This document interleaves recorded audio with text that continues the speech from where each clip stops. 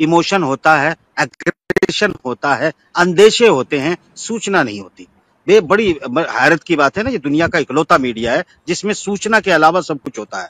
ये दुनिया का, इसलिए मैंने कहा कि अगर मैं ऐसे लश्कर नोएडा कहूं तो कुछ गलत नहीं है। ये लश्कर नोएडा है, बकवास करता है फालतू की। वो देश के प्रति ना जिम्मेदारी, पब्लिक के प्रति ना सिस्टम के प्रति ना सरकार के प्रति। जो उनको एक बार इशारा हुश कर दिया और उन्होंने भौंकना शुरू कर दिया। ये हालत है इन लोगों की। अब आप पूरी बात सुनिए कि हुआ क्या है। हुआ बड़ी सीधी सी बात यह है कि जब दूसरे देश, हम अपने देश की सूचनाएं रोक सकते हैं, दूसरे देश की इंटरनेशनल मीडिया की सूचनाएं नहीं रोक सकते। सवाल बड़ा सीधा सा था जो मैंने पहले उठाया कि अगर हमने ये युद्ध शुरू इसलिए किया था कि हमें आतंकवाद को खत्म करना था और बिना आतंकवाद पर के बारे में कुछ लिखवाए पाकिस्तान से, हम इसे सीज फायर को डिक्लेरेशन कैसे कर सकते हैं।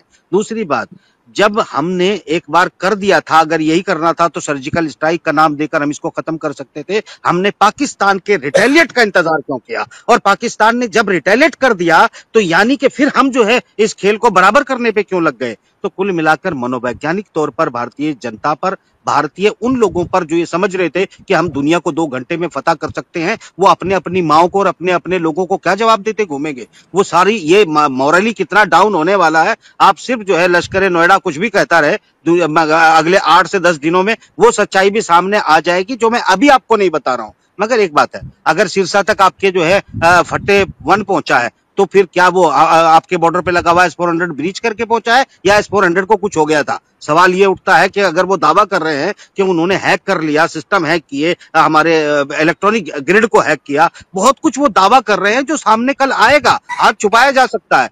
अगर इतनी बात, और उसके बाद क्या हुआ?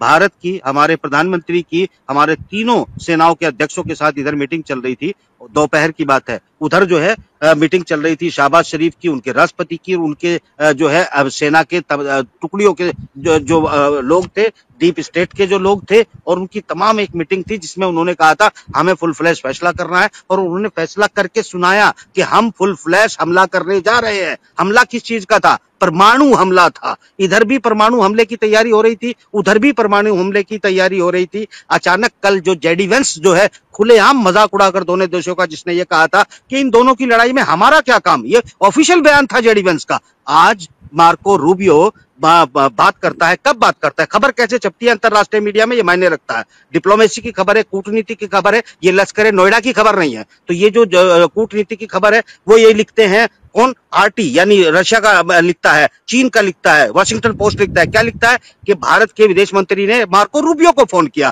फिर वो लिखता है कि मार्को रूबियो ने पाकिस्तान को फोन किया। तुम्हारी ये हार है प्योरली। और ये अब कहने में क्या दिक्कत है? क्योंकि अब तुम चीज कर चुके हो।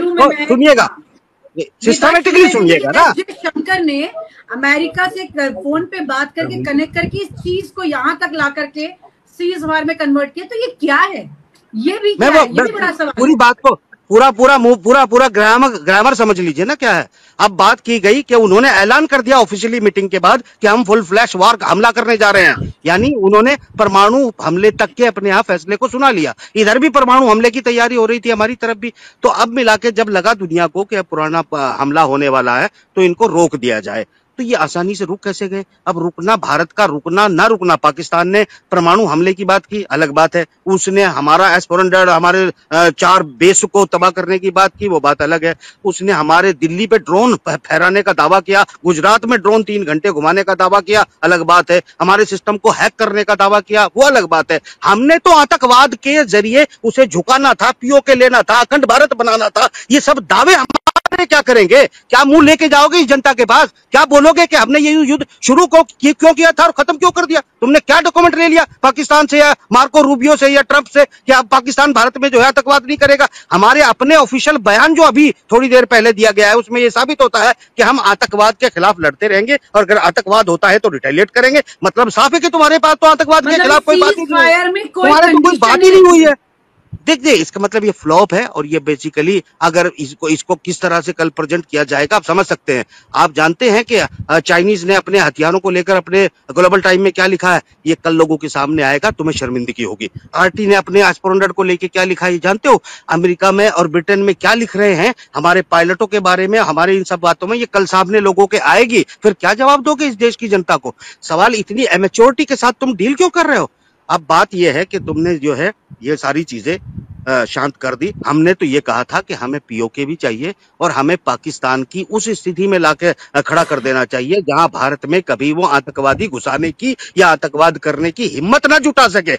यहाँ तो अगर बराबरी पे आप छूट गए तो आप तो बहुत बड़ा देश है ना, आपके लिए तो ये एक बहुत बड़ी मुश्किल खड़ी कर देगा देश के सामने। तो सवाल ये उठता है कि अब मैं आपको एक और बात बताता चलूं इसमें। बेसिकली रूस की और ट्रंप की और व्लादिमीर पुतिन की एक डील हो गई है। चाइना के साथ वो कह रहा है कि मैं डील कर लूंगा, उसे भारत का इस्तेमाल चाइना के खिलाफ करना था ट्रंप को, अब वो चाइना के साथ डील करने जा रहा, ट्रंप व्लादिमीर पुतिन के साथ डील करने जा रहा, फलस्तीन को अलग देश का स्टेटस देने जा रहा। अब भारत पाकिस्तान की रणनीति, कूटनीति, हथियार सब अनरिलेवेंट हो चुके हैं, ये यूजलेस हो चुके हैं, इसलिए ये युद्ध बंद हुआ। ये है कड़वी सच्चाई। अगर इसे कोई काटना चाहता है तो आए, बैठे कर लश्कर नोएडा के साथ तो मैं बैठना भी पसंद नहीं करता, इनकी औकात ही नहीं होती इतनी कि इनके साथ बैठकर बात की जाए। मगर ये जरूर है कि कोई और चाहे तो आइए, एविडेंस के साथ बात करूंगा। हाँ, रूस और अमेरिका की जो कुछ वक्त से करीबी दिखाई दे रही थी, जो कि बड़ी एक तरह की तस्वीर अलग निकल के आ रही है। युद्ध विराम होने जा रहा है पूरी दुनिया के अंदर, यूक्रेन का वार रुकने जा रहा है, फलस्तीन गाजा का वार रुकने जा रहा है। अब जिस काम के लिए इनको लगाया गया था वो काम खत्म हो चुका है, इसलिए हुक्म आया और इन्होंने चुपचाप हुक्म मान लिया। ना उधर का कुछ फैसला हुआ, ना इधर का कोई फैसला हुआ, आताओं का हुक्म आया और मान लिया और अपने आप को विश्व गुरु कहते हो। न डिप्लोमेसी है, न कूटनीति है, न पावर है, न ताकत है, क्या बातें करते हो आप लोग।